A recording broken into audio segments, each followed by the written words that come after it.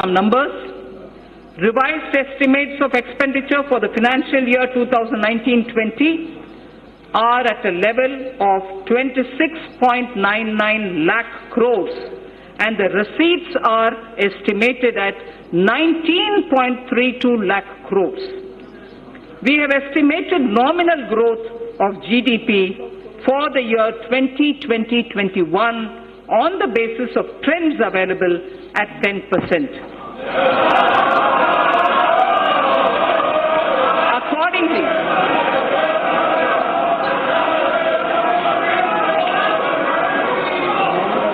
we have estimated, sir, let me finish, sir.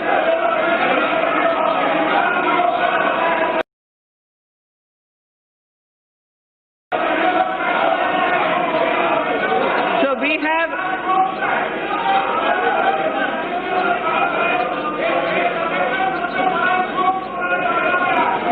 substantial enhancement. All the flagship schemes of the government have been fully provided for. Details may be seen in the annexes to the printed copy of my speech. Every budget must appropriately address the issue of fiscal deficit. Every budget must appropriately address the issue of fiscal deficit. Recently, government has undertaken very significant tax reforms for boosting investment. However, expected tax buoyancy will take time. We estimate a fiscal deficit of 3.8% in RE 2019-20 and 3.5% for BE 2020-2021. This estimation is consistent with the government's abiding commitment to macroeconomic stability, and it comprises of A, 3.3 for year 2019-20 and 3 for the 2020-2021 budget estimate, and B, Section 4(2) of the FRBM Act, which provides for a trigger mechanism for a deviation from the estimated fiscal deficit on account of structural reforms in the economy with unanticipated fiscal implications. Therefore, I have taken a deviation of 0.5% consistent with the Section 4(3) of the FRBM Act, both for RE 2019-20 and BE 2020-21. Accordingly, the return path is being laid before the Parliament as a part of the medium-term fiscal policy cum strategy statement. This fiscal path commits us to the path of fiscal consolidation without compromising the needs of investment out of public funds. Accordingly, net market borrowings for the year 2019-20 would be 4.99 lakh crore, and for the year 2020-21 it would be 5.36 lakh crores. A good part, this is very important, sir, a good part of the borrowings of the financial year 2020-21 would go towards capital expenditure of the government that has been scaled up by more than 21%. As I had previously mentioned, another about 22,000 crores have already been allocated for equity to fund certain specified infrastructure finance companies who would leverage it manifold and provide much needed long-term finance for infrastructure sector. That should spur the growth impulses in the economy. So I would now move to part B of my speech.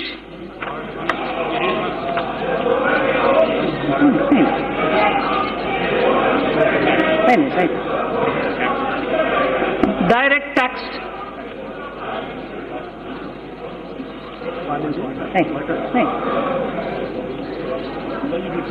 No, thank you.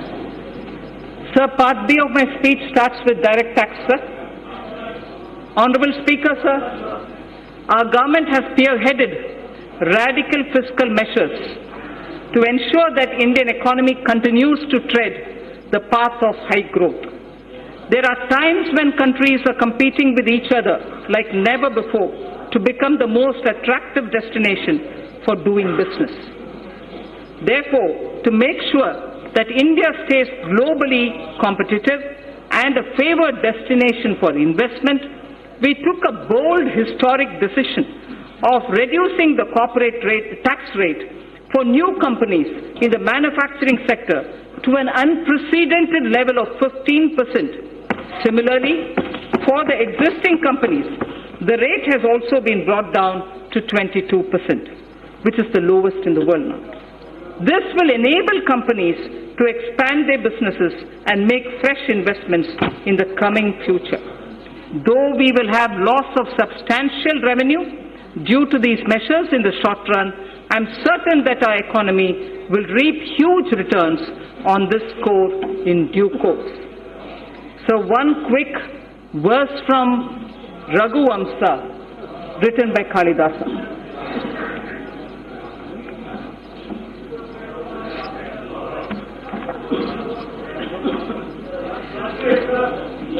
Prajanam eva bhutyartham Satabhyo balim agrahit.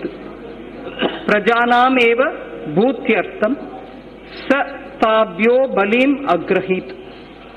Sahasra gunam utsrashtam adatte hi rasam ravihi. Surya, the sun, collects vapor from little drops of water. He collects only from little drops of water. So does the king. They give back copiously. They collect these from the people only for their well-being.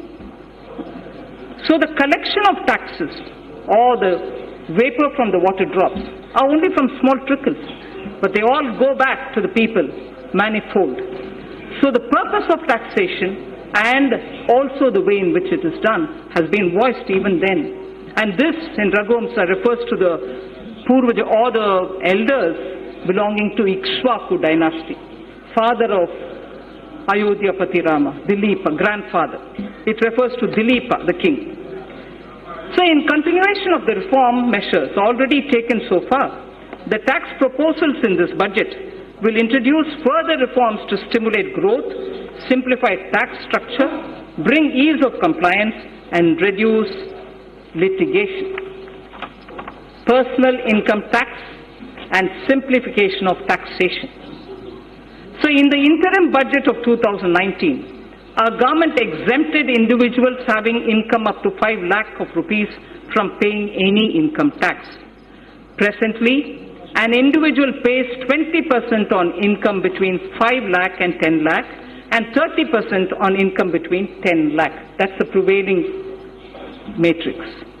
Further, currently the Income Tax Act is riddled with various exemptions and deductions which make compliance by the taxpayer and administration of Income Tax Act by the tax authorities a burdensome process.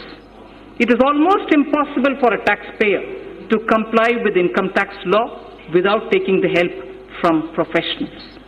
In order to provide significant relief to the individual taxpayers and to simplify the income tax law, I propose to bring a new simplified personal income tax regime wherein income tax rates will be significantly reduced for the individual taxpayers who forego certain deductions and exemptions.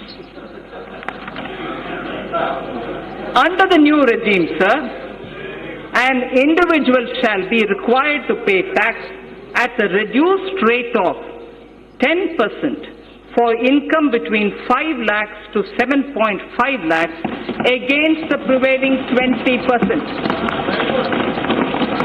So anyone who's earning between 5 to 7.5 lakhs, sir, today pays 20%. We are now reducing it in the new regime, which is devoid of exemptions, to 10% only.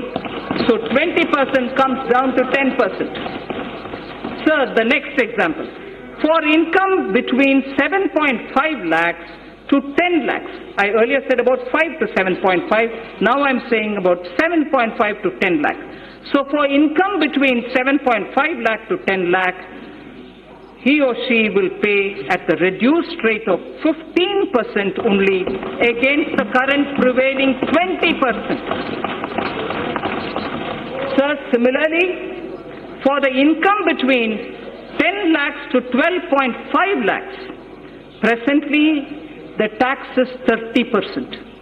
For income between 10 lakh to 12.5 lakh, the present prevailing rate is 30%. That is now being brought down to 20% only. Sir, the income between, I spoke about 10 to 12.5 lakhs. Now, 12.5 lakhs to 15 lakhs will be taxed. At the moment, 12.5 to 15 lakhs is taxed at 30%. Now, those earning between 12.5 lakhs to 15 lakhs will be charged at 25% only. Sir, incomes above 15 lakhs will be continued at 30%, but no exemptions at all. Those earning up to 5 lakhs shall not pay any tax either in the old regime or in the new regime. So the proposed tax structure will provide significant relief to taxpayers and more so to those in the middle class. I just want to very clearly read out 0 to 2.5 lakhs exempt now, will be exempt in the new scheme also. 2.5 lakhs to 5 lakhs, 5% now will be 5% in the new tax rate. 5 to 7.5 lakhs, 20% now will become 10% in the new rate. 7.5 to 10 lakhs, 20% now will be 15% in the new. 10 to 12.5 lakhs, 30% now will now come to 20%. 12.5 to 15 lakhs, 30% now, 25% in the new rate. Above 15 continues at 30%. In the new tax regime, sir, substantial tax benefit will accrue to a taxpayer depending upon the exemptions and deductions claimed by him. For example, just to make it clear, for example, a person earning 15 lakh of rupees in a year and not availing any deductions whatsoever will pay 1,95,000 as compared to 2,73,000 that is paying now in the old regime. So his tax burden